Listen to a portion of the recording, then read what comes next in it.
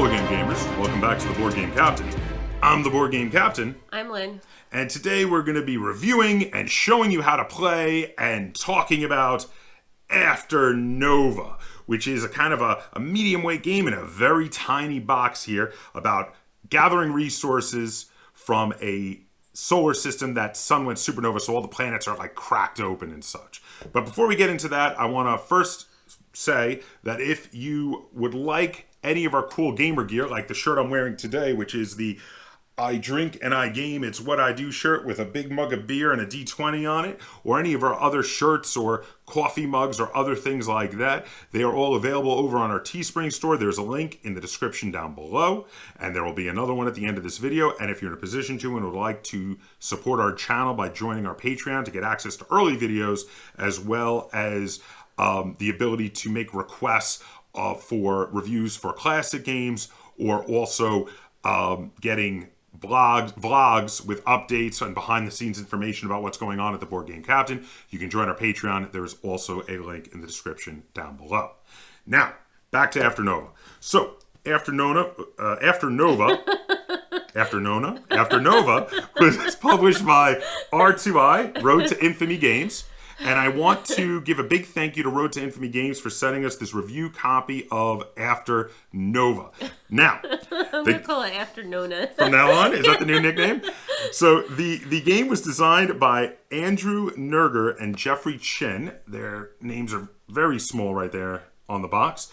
I do want to draw attention to that in addition to designing, Jeffrey Chin is one of the two illustrators on this game. The other one was Ben Ortiz. And the reason I want to draw attention to it is I love the art style in this game. It's one of the things that I enjoy the most about this game. I love the quirky artwork. I think it's fantastic. I'm going to be showing you a little of that in a minute. So, this is a game for the last side you looked 3 to 6 players. But then I didn't even notice this when we first got it. It says plus a 2-player variant, which we're going to talk about during the review portion. Ages 12 and up, and 10 minutes per player. So let's start with that. So first up, the 3 to 6 players with a 2-player variant. I like that they listed that separately. Yes. Because the 2-player variant, it requires a AI player. So it doesn't play quite like the 3 to 6 player versions. And a lot of companies will just say 2 to 6 and not tell you that it plays totally different at 2 players. So I like that they put that in. I think it's very honest and really really good on them for doing that. Yeah, because it lets you know that it's different. It's a variant. Yeah. So I do appreciate that. Now the ages 12 and up, I think this is about right. Maybe a little younger. Yeah, I think a smart 10-year-old could probably grasp it. But I mean, on average, it's probably okay. Yeah. And as for the 10 minutes per player, I love that they put per player. Again, this is another great one because it tells you the more players, the longer the game's going to be, and it's probably about 10 minutes per player. It's probably pretty accurate. I would say at 3 players, it's about a half-hour game. Yeah. Yeah. Okay, so actually, I was going to say, did we just agree with everything? Yeah. That doesn't usually happen. All right, so let's show you what's in the box. So we've already got the rulebook out because I wanted to draw attention to the artists. Now, the rulebook is full color. It has wonderful diagrams. It's fairly well done. There were only that I could find one minor issue in the rules, and it was something I was very easily able to figure out by myself. So it was nothing major. I would say this is an above average rule book. Okay, so the next bit of component in here is this lovely felt bag, which has one of the broken up planets and the big logo for Afternova on it. And this is because you do a lot of blind draws, and you can keep them in the bag, of the resources, the fragments, which are all different colors and are kept in the bag. And this, so the gems. They're colors that we can never agree on. You call that yellow. I call it orange. You call that purple. No, I said magenta. Pink. I said it's magenta. You were calling it purple the other day. Well, magenta's a kind of purple. So, well, any which way, disagreements about the colors aside, the gems are like the standard plastic gems that are like in almost every board game now. They've become very common. It's funny because like when these first showed up, they were kind of new and interesting, like way back when we saw them we saw them in Ascension. It was, I think, the first game we saw them in, and they were kind of rare and unique then. And then now they're like showing up in almost every game. But the thing that I really like here is this bag is awesome. This is a lovely. It even feels real nice. It's got this lovely soft fuzzy kind of texture to velvety, but I don't think it's actual velvet. No, I think it's felt. It's a felt bag, but it's really nice. And I really like that bag. I appreciate that. The rest of the components are cards, but different kinds of cards. So let me get them out of the box, and we'll have a discussion on what sort of cards we have in here. So first, we've got the spaceship cards. So the spaceship cards are all the same on this side here where they show the ship, and they have like a quick little cheat sheet for your number of cards you can have in your hand, as well as where you place the completed blueprints, as well as on the back for scoring. And on the backs, they are different because on the backs you have different bonus scoring for what blueprints you complete and what gems they required on them, basically. So that's the ships. Then we've got the hired Paws deck instead of hired hands. So these are the anthropomorphic animals who are going to come and assist you. And I just want to show a few of these because this is some of the artwork that I really love. I mean, look at these cute little critters turned into humanoid creatures. These guys are great. I really love, and I'm actually getting a bunch of my favorites up here right in a row. So yeah, these are fantastic. So these are the hired Paws, and these are the main cards that you are going to play to be able to extract the resources. And then you have the blueprints. Now the blueprints look like blueprints. So the art on this is a little, because it's not color. It's white blueprint like line drawings, which is very appropriate and thematic. But of course, I don't find as enjoyable as, say, the hired hands. But they do look cool. They're blueprint drawings, and they do look like what they're supposed to look like. And the cards are quite functional because they show you the points. They show you specifically what gems you're going to need to complete it, and they have the special ability you get once it's completed, all easy and accessible on the card. And then the final kind of card, which again has amazing artwork that I really love on it, is the planet cards. So these are awesome. Now they're all half destroyed because this system has been destroyed by a supernova, but they're awesome. The artwork on these are fantastic. They're imaginative, they're bizarre, they're surreal. Like here there is like a flat planet that an actual planet ran into. I want to pull up some of my favorites. Oh, this is a cool one. It's got like just a big hole in it with lots of lightning clouds going on. This obviously was one giant planet-sized city. This is one of my favorites. It's a giant dinosaur egg that a planet ran into, and the dinosaur looks like it's getting angry. And it's called Jurassica. So these are fantastic. Here's another one with a big hermit crab coming out. I love these planets. I'm showing quite a few of them because I really love these illustrations. So there you have it. That's everything that comes in the box. So now we're gonna go over to the table and we're gonna talk about how this game plays, and we're gonna run you through a few turns and teach you how to play it, and then we're gonna come back and we're gonna talk about how this game feels, and we're gonna rate it and review it. Okay, so here we are set up for a 3-player game of Afternova. So in order to set up the game of Afternova, the first thing you need to do is shuffle the 3 decks. You have the Hired Paws deck, you have the Blueprints deck, and you have the Planet deck. Once each of the decks have been shuffled, you place them out on the table, and you create the market for the Hired Paws and the Blueprints. And to do that, you deal 4 of the Hired Paws cards up here. The Hired Paws cards are each these anthropomorphic alien animals who have a couple of key symbols here which you'll use later and we'll explain during this tutorial. Then you have the blueprints, which when you purchase you can buy them with gems to become upgrades on your ship, and most of them have abilities, though some are just more valuable for the amount of gems you would purchase them for, and therefore will not have abilities. And then here we have the planets, which the planets get dealt from the bag random gems based on the number of spots they have on their planet, which are the resources that you can extract from that planet. You randomly deal a ship to each player. The ship has some quick cheat sheet references on it here, but also, and so my opponents can't see it, it has a a cheat sheet for scoring on the back, which includes your unique hidden objective. Every player has a unique hidden objective, which is going to tell you what sort of upgrades you're going to want to try to get. So once that's all done, you then deal one blueprint to each player for their hand, and the first player gets dealt 3 hired hands for their hand. Lynn is going to be going first. The last player gets dealt 5, and everyone else, that's me, gets dealt 4. Your max hand size is 8, and then it is time to start playing. So now on each of our turns, first thing you have to do is decide whether you want to do an extraction action for your turn, or you want to do a market action for your turn. Now, for an extraction, what you're trying to do is you're trying to extract the resources from one of the planets. Now, to do that, you have to play cards with the shown symbols up above. So, for instance, this one here has 3 piloting, which is the little blue rocket ship, and 3 engineering. Now, if you cannot meet those requirements, you can negotiate with other players to be able to have them play cards to help you meet those requirements. In doing so, though, the negotiations include what gems they're going to get from that planet, or, in some cases, what gems you might give them from your ship. Because after you get gems from your planet, you're only able to hold as many gems as you can place on the bottom of your ship card or on the bottom of some upgrade cards, which will give you more spots to place more of those resources there.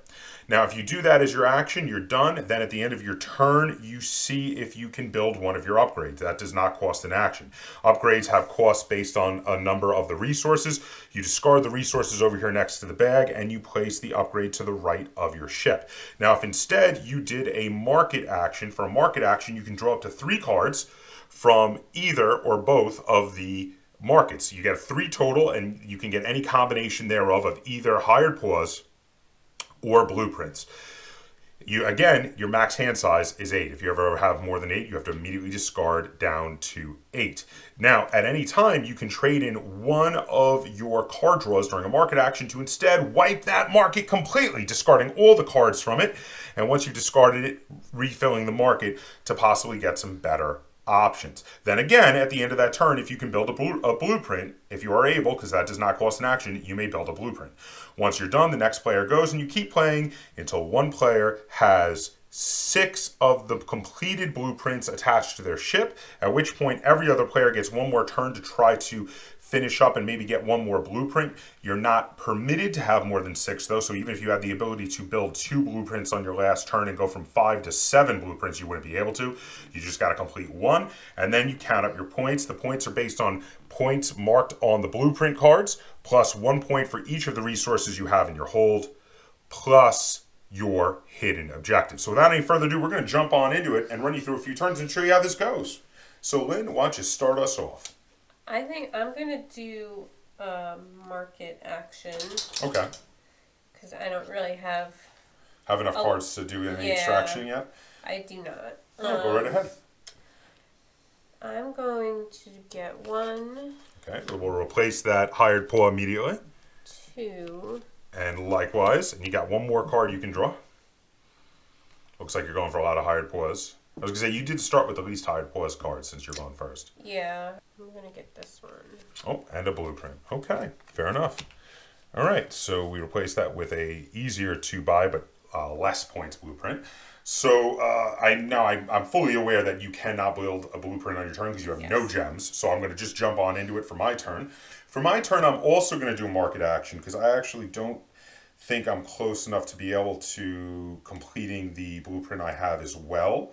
So I'm going to go for something a little different out there. I'm going to grab one of the blueprints, and then I'm going to also grab a couple of these hired paws because I could use some better variation in my hired paws. But actually, you know what? What I really want is some wrenches, and there's no wrenches out there. So for my second draw, I'm going to wipe the board of hired paws. I'm going to draw up 4 new ones, hopefully looking for someone with some wrenches. Oh, we got at least 1. Because I was going to say there's 2 cards out there that need those engineering skill. So I think, we've got 1. That's great because he's perfect for that one. So I'm going to take him as my final of the 3 draws Of course, the second one being wiping the board. And then I am done. So now we're going to go on to the third player over here, who I'm also controlling. So player 3 would like to open up negotiations for an extraction. He would like to try to extract this planet right here, which is called Hermitage. Has a giant hermit crab coming out of it. He's throwing out there to either one of the other players that he can take care of all the engineering. Can anyone take care of the security for him? And in doing so, no, you don't have a lot of security? No.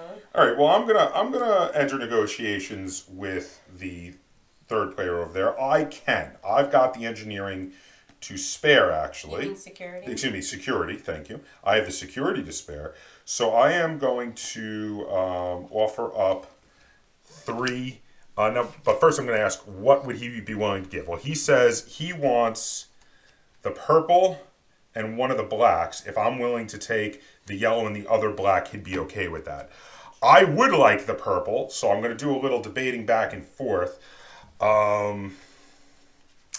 Because I really would like the purple, and doesn't seem willing to give that. So he offers instead, he does a counter offer. He says, what if I take care of one of the security, and I take the purple, a black, and a yellow, and you just take a black for taking care of 2 of the security, at which point I will agree to that. So I'm going to give 1 card in towards his 3 cards. Now he's got on his cards the 1, 2, 3 of the engineering and the 1 of the security. My card gives 2 more security, so that'll clear it out. And I will just take 1 of the blacks from there. That was what I negotiated for only using 1 card. He will take the other 3. This planet now has been extracted, so it will be discarded. We replace it with a new planet, and we do some random draws of 4 resources, because it has 4 spots on it, to fill up that planet, so it can be further used. Now, he is not able, the third player that is, not able to create his blueprints off of what he got yet, so he's just going to be done, and it's going to be Lynn's turn. I would like to open negotiations. Okay. For this planet.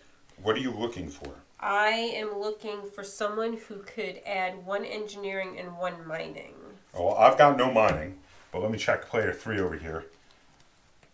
Player 3 says he can take care of your mining, but no engineering, and I can take care of your engineering, but not mining. Are you willing to do a 3-way negotiation? Well, I need 3 of those crystals, so. Well, you'd have to give up at least 1 of each of them to each of us to be able to negotiate for that. New plan. New plan. New plan. What about this planet? Okay, what are you looking for? I just need 1 engineering. I can give you an engineering, depending on what I get for it. I would like a green. There's 2 greens there, and I would really like 1. I need both those greens. I can give you the clear. I'll take the clear. I'll take the clear for an engineering if you would like. Okay. So I will donate 1 engineering. You have the other 2, and the 3. What is that? Piloting. Okay, so we'll discard all those cards. I will take my 1 clear. You will take the other 3. At which point I will discard that planet. We're going to deal up a new planet. And we're going to find out in a moment, after putting some random gems on the new planet, whether or not Lynn can make her blueprint. She had a couple, and she did just get a bunch of gems. Are you able to make a blueprint? Yes. Oh, so let's run us through the blueprint. This is the first made blueprint. I am able to make the symbiotic tether with 2 greens and a black. Oh, very nice. That's exactly what you had. When I help a player extract, I gain a random crystal from the bag. That's awesome. So you put those next to the bag in the discard, the crystals that is, and that was also worth 5 victory points for towards the end of the game, which is also really, really good. So now it's back to my turn over here. For my turn, I'm going to do a market action, and I'm going to take some of these hired paws here. That's 1. And I'm going to take another one there, 2. And 1 more, 3. And that is it for me. And then we're going to move on to the third player, who is also going to take a market action For the first draw for the market action, they're going to take this new blueprint that just came up. For their second draw of the market action, they're going to take this other blueprint. They're loading up on blueprints. And for the final draw, they're going to take one of these hired Paws here. And then at their end of their turn, they drew a blueprint that they can immediately create because they have a purple, black, yellow, and it was a purple, black, yellow blueprint. And what this one is it's worth 5 points, and it says clear crystals can be used when completing, as any color, when completing future blueprints. Therefore, basically, clear crystals are now wild for player 3. I'm going to do a market action as well. I'm going to do 1, 2,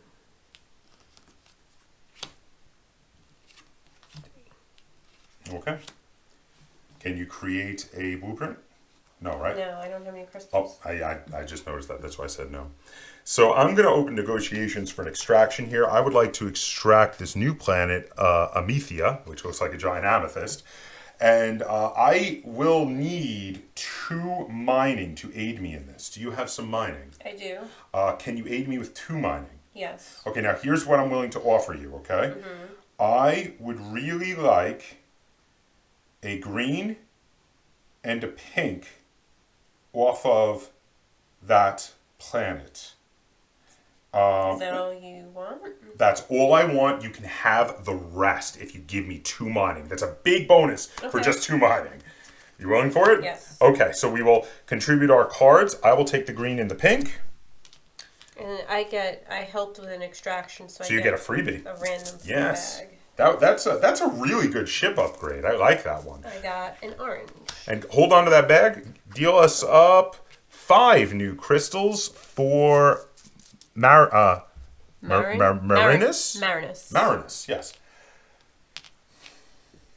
It's got a big waterfall. Yes. Well, because all the planets are cracked from the supernova, yes. Okay, so at the end of my turn, I will be able to now thankfully build my first blueprint, my completed blueprint. The metamorphic converter allows me to use black crystals as wilds in the future, and that is awesome. It's also a 5-point blueprint. So this is how you play the game of Afternova. You keep going around, you do 1 action per turn, then see if you can complete a blueprint or so on the end of your turn. Your action is either a market or a extraction. It's fairly simple and quick. The turns are really quick in this. You run through, again, until somebody gets their 6th upgrade or completed blueprint on their ship, at which point every other player gets 1 more turn with a chance to complete 1 more blueprint if they can, and then the game ends. And at the end of the game, you will flip up your ship. You count up your points based on all the upgrades you had. You get 1 point for each fragment or each fragment you had in storage. And then in addition, you have your hidden objective. In this case, my hidden objective was to get the clear and the green crystals on completed cards, which I got a card with 1 of each. So each of these would get me a bonus point at the end of the game. And that's it. Whoever has the highest points wins. So now we're going to head back over. We're going to talk about how this game plays and how it feels, and we're going to rate it and review it. Okay, welcome back. So now we're going to talk about how this game feels and review it and rate it. So let's start with, we usually like to start with some negatives. Do you have any negatives you want to talk about with Afternova? It's not like a big negative, but... Is this a grasping at straws negative? Yeah, it's like I'm not super into the art like you are. Like, see, I love the art. I think it's okay. Well, you know, it doesn't do anything for me. So, you know, this might be something important to talk about then, though, because, you know, art is a subjective thing. And obviously, I loved the very tongue-in-cheek kind of artwork style. Obviously, it's meant to be very humorous. You know, the fact that they have planets that are really bizarre, like there's one that a hermit crab is coming out of, and there's another one that's, you know, that's alive and it's got tentacles coming off it and such. I think it's just the style of the artwork. It's not the actual, like, it's not the ideas. Okay. I'm not into the specific style. It's kind of like almost like a cell shaded, like hard lines and color. Like See, I like that. Stuff. Okay, so now that's important to talk about though, because that's a significant difference of opinion between us. Because I think it's fantastic, and Lynn is much more meh. I mean, you're not really negative, are you? No, I mean, I don't hate it. I don't think it's ugly. But you're middle of the road on it. Yeah, it's just I don't like it either. It's just eh. All right, so it's not really a positive or a negative for you then. That's kind of just sort of. But if that's the best negative you've got, and that's grasping at straws, you've got no negative about the way the game plays. No, the gameplay is fine. Okay, so let's jump into, because actually I don't have any negatives, so we're going to skip me right over for the negatives, because there was nothing that stood out to me as a significant negative. There was one thing, like I said, that I thought was a bit vague in the rulebook, but I was able to figure it out on my own. That's my minor negative. There was one gripe I had with the rulebook. Other than that, and again, it's so small and easy to figure out that it barely warrants a mention. So that said, what's a positive? Well, I like how it feels like other games we've played, but it's different enough where it doesn't feel like it's This a clone. Well, that's not the word I was thinking of, but I was trying to think of the word derivative. Okay, so it's got a similar feel to, well, and the game in particular, we talked about this after our first game of this. We said, I was the one who brought it up to you, and you immediately agreed. I said, does this remind you of Century Golem Edition? And you were immediately like, oh yeah. Yeah, it's like, it's different, yes. But it also feels comfortable because it reminds me of like multiple other games that we really like. That we know how to play, so yeah, now, I want to discuss that a little bit, because okay, the feeling of playing the game has some similarities to Century Golem Edition, but the mechanics are very different. Like Lynn was just saying, it's different enough. It's not derivative. So in this game, the only mechanic that I think is at all a mechanic that was also in Century Golem Edition is turning the gems in for the cards that get you points. Mm-hmm. But other than that, all the rest of them, while it feels similar, are totally different mechanics. Especially with all the negotiating. The negotiating is not something you do in Century Golem Edition at all. So they're definitely, to address that, there's definitely room in your collection for both games, especially if that's a style of game you're into. This is another, I mean, spoiler alert, this is another really good game along that style. We thoroughly enjoyed this. So, okay, so I'm going to throw out a positive. I love the negotiating for getting the planets. That is like something that I thought might be iffy, and then we played it, and I was like, oh my god, this is tons of fun. Because we're constantly talking to each other, and you're like, well, no, I want the pink gem. No, I want it. And it's so cool. The negotiating is something that I really enjoy, and I mean, I've seen similar negotiating in other games, but never quite done this exact way. And the way it's done is very enjoyable. I really like it. What are your thoughts on the negotiation? Yeah, I'm not a fan of negotiation, but I don't mind it in this game. So in this one, this was one of the better negotiating games for you then. Yeah.